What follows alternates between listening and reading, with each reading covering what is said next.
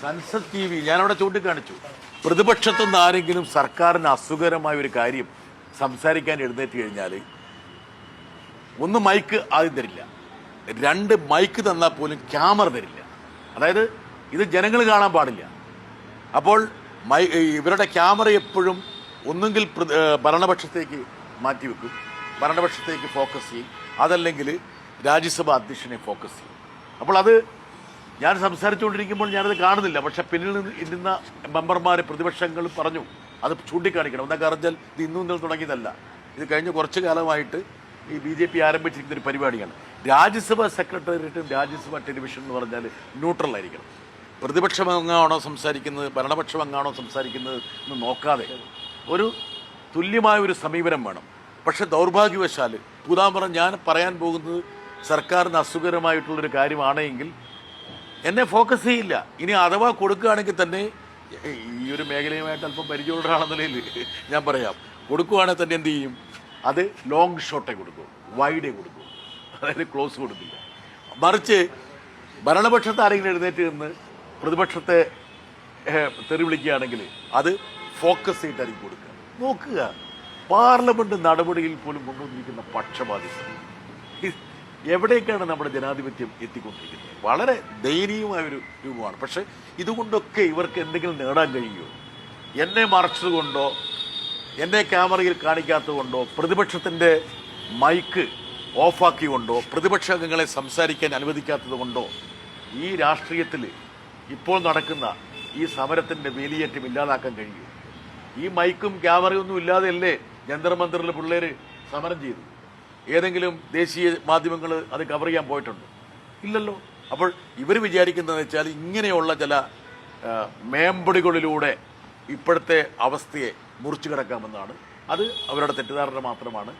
രാജ്യം അതിൻ്റെ ആ പടവുകളൊക്കെ ചവിട്ടി വളരെ ബഹുദൂരം മുമ്പോട്ട് പോയി കഴിഞ്ഞിരിക്കുന്നു. ജോൺ ബ്രിട്ടാസിൻ്റെ വാക്കുകളാണ്. അദ്ദേഹം ദില്ലിയിൽ മാധ്യമങ്ങളോട് പറഞ്ഞ കാര്യമാണ് പ്രേക്ഷകർ കേട്ടത്. ഇത് ശരിയാണോ? നമുക്കൊന്ന് നോക്കാം. ഇന്ന് അദ്ദേഹം 2 മിനിറ്റ് 57 സെക്കൻഡാണ് സംസാരിക്കുന്നത് രാജ്യസഭയിൽ. 2 മിനിറ്റ് 7 സെക്കൻഡ്. അദ്ദേഹം പറഞ്ഞത് CPIMൻ്റെ ഓഫീസിലേക്ക് പോലീസ് എത്തിയതിനെക്കുറിച്ചാണ്. ഇന്ത്യയിൽ ദേശീയ പാർട്ടിയുടെ ഓഫീസിൽ പോലീസ് കയറുന്നത് അടുത്ത കാലത്ത് ആദ്യമായിട്ടാണ്. ചിലപ്പോൾ ആദ്യമായിട്ട് തന്നെയായിരിക്കും. അടിയന്തരാവസ്ഥക്കാലത്ത് പോലും രാഷ്ട്രീയ പാർട്ടികളുടെ ഓഫീസിൽ പോലീസ് കയറിയുന്നില്ല എന്നത് ഒരു വസ്തുതയാണ്, അതും ദില്ലിയിൽ.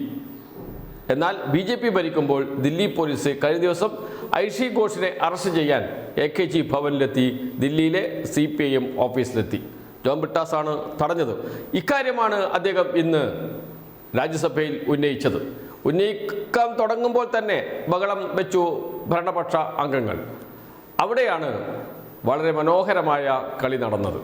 അദ്ദേഹം പ്രസംഗിച്ച 2 മിനിറ്റ് 57 സെക്കൻഡിൽ വെറും 37 സെക്കൻഡ് മാത്രമാണ് ക്യാമറയിൽ കാണിച്ചത്.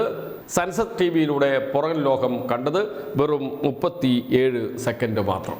ശേഷിക്കുന്ന 2 മിനിറ്റിലധികം രാജ്യസഭ അധ്യക്ഷൻ്റെ ക്ലോസ് ഷോട്ടാണ് കണ്ടുകൊണ്ടിരുന്നത്. ഇത് നമുക്ക് 37 സെക്കൻഡ് തന്നെ എടുത്ത് നോക്കാം. ആ 37 സെക്കൻഡിലും വൈഡ് ഷോട്ട് മാത്രമാണ് കാണിച്ചത്. വൈഡ് ഷോട്ട് മാത്രം, ഒരു ക്ലോസ് ഷോട്ട് പോലും കാണിച്ചില്ല. അതൊരു യാഥാർത്ഥ്യമാണ്. എന്തിനാണ് ഇത്രമാത്രം ഭയപ്പെടുന്നത് ഇടതുപക്ഷത്തെ, കമ്മ്യൂണിസ്റ്റുകളെ, BJPയും RSSും സംഘപരിവാറും?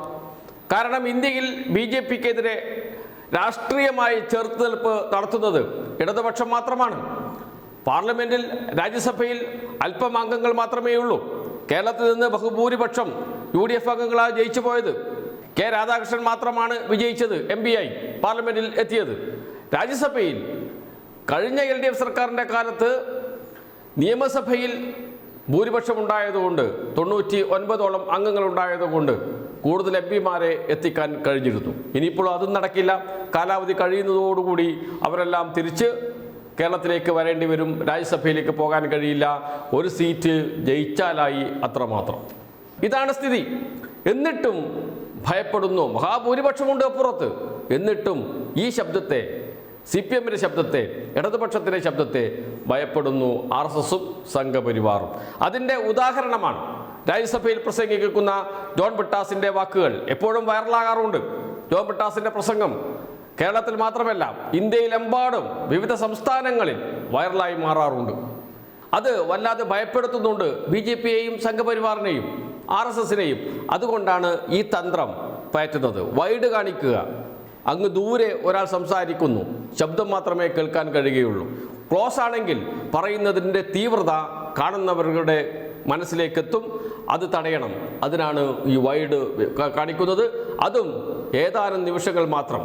2 മിനിറ്റ് 57 സെക്കൻഡ് പ്രസംഗിച്ച ജോൺ ബ്രിട്ടാസിൻ്റെ പ്രസംഗത്തിൽ അദ്ദേഹത്തിൻ്റെ ദൃശ്യം കാണിച്ചത് വെറും 37 സെക്കൻഡ് മാത്രം. ശേഷിക്കുന്ന സമയം 2 മിനിറ്റിലധികം രാജ്യസഭാ അധ്യക്ഷൻ്റെ ക്ലോസ് ആണ് കാണിച്ചത് എന്നത് ദൃശ്യങ്ങൾ കണ്ട പ്രേക്ഷകർക്ക് മനസ്സിലാകും. അത്രമാത്രം ഭയപ്പെടുന്നുണ്ട് കമ്മ്യൂണിസ്റ്റുകാരെ RSS-ഉം BJP-യും സംഘപരിവാറും. ഇന്ത്യയിൽ നിന്ന് തുടച്ചു മാറ്റപ്പെടേണ്ട 3 ശത്രുക്കളുണ്ട് BJP-ക്ക്: മുസ്ലിങ്ങൾ, ക്രിസ്ത്യാനികൾ, കമ്മ്യൂണിസ്റ്റുകാർ. അത് എല്ലാവർക്കും അറിയുന്ന കാര്യമാണ്, പരസ്യമാക്കിയ കാര്യമാണ്. അതുകൊണ്ട് തന്നെയാണ് ഈ കേരളത്തിൽ മാത്രം ഭരണമുണ്ടായിരുന്ന ഘട്ടത്തിൽ, CPM-ന് ഭരണമുണ്ടായിരുന്ന ഘട്ടത്തിൽ ഇന്ത്യൻ പ്രധാനമന്ത്രി നടത്തിയ ഒരു ഇൻ്റർവ്യൂവിൽ പറയുന്നുണ്ട്, കമ്മ്യൂണിസ്റ്റുകാർ കേരളത്തിൽ മാത്രമേ ഉള്ളൂ, പക്ഷേ വലിയ അപകടമാണ് അവർ സംഘപരിവാറിൻ്റെ ആശയങ്ങൾക്ക് എന്ന് പറഞ്ഞു വെക്കുന്നത്. അത്രമാത്രം ഭയമുണ്ട്. ആ ഭയമാണ് ഇത്തരം നിയന്ത്രണങ്ങളിലൂടെ പുറത്തു വരുന്നത്. ഏറ്റവും ഒടുവിൽ ദില്ലിയിൽ നടന്ന സമരം, വിദ്യാർത്ഥി യുവജന സമരം, ആ സമരത്തിൻ്റെ ചുക്കാൻ പിടിച്ചത് ഇടത് വിദ്യാർത്ഥി സംഘടനകളാണ് എന്ന് എല്ലാവർക്കും അറിയാം. കേരളത്തിലേക്ക് വന്ന CJP സ്ഥാപകൻ അഭിജിത് ദീപ്കെ ഇന്ത്യയിലേക്ക് വരുന്നതിന് തൊട്ടു മുമ്പ് ഫോണിൽ വിളിച്ച് സംസാരിച്ചത് CPIM ജനറൽ സെക്രട്ടറി MA ബേബിയോടാണ്. അദ്ദേഹം അത് വെളിപ്പെടുത്തിയിട്ടുണ്ട്, പരസ്യമായി തന്നെ പറഞ്ഞിട്ടുണ്ട്. ആവശ്യപ്പെട്ടത് SFIയുടെ ദില്ലി സംസ്ഥാന സെക്രട്ടറി ഐഷി ഘോഷിനെ ഞങ്ങൾക്ക് വിട്ടുതരണം സമരത്തിന് വേണ്ടി എന്നാണ്. എന്ന് വെച്ചാൽ സമരം അതിൻ്റെ അടിസ്ഥാന മുദ്രാവാക്യം വരെ ഉയർത്തിയത്, അതല്ലെങ്കിൽ അതിനുവേണ്ട എല്ലാ ഒരുക്കങ്ങളും നടത്തിയത് SFI അടക്കമുള്ള ഇടത് വിദ്യാർത്ഥി സംഘടനകളാണ് എന്നതാണ് സത്യം. അതിന് തെളിവാണല്ലോ ഐഷി ഘോഷിനെ അറസ്റ്റ് ചെയ്യാൻ AKG ഭവനിലേക്ക് പോലീസ് എത്തിയത്. എന്തായാലും ഒരു കാര്യം ഉറപ്പിച്ചു പറയാം, എത്ര തമസ്കരിക്കാൻ ശ്രമിച്ചാൽ, എന്തൊക്കെ നിയന്ത്രണങ്ങൾ ഏർപ്പെടുത്തിയാൽ, ആ ശബ്ദം, ഇടതുപക്ഷത്തിൻ്റെ ശബ്ദം, കമ്മ്യൂണിസ്റ്റുകാരുടെ ശബ്ദം ഉയർന്നു കേൾക്കുക തന്നെ ചെയ്യും ഇന്ത്യയിൽ. കാരണം ജനാധിപത്യത്തിന് വേണ്ടി, മതേതരത്വത്തിന് വേണ്ടി ഏറ്റവും ഉറക്കെ സംസാരിക്കുന്നവരാണ് കമ്മ്യൂണിസ്റ്റുകാരും ഇടതുപക്ഷവും. അത് വല്ലാതെ ഭയപ്പെടുത്തുന്നുണ്ട് സംഘപരിവാറിനെയും RSS-നെയും BJP-യെയും.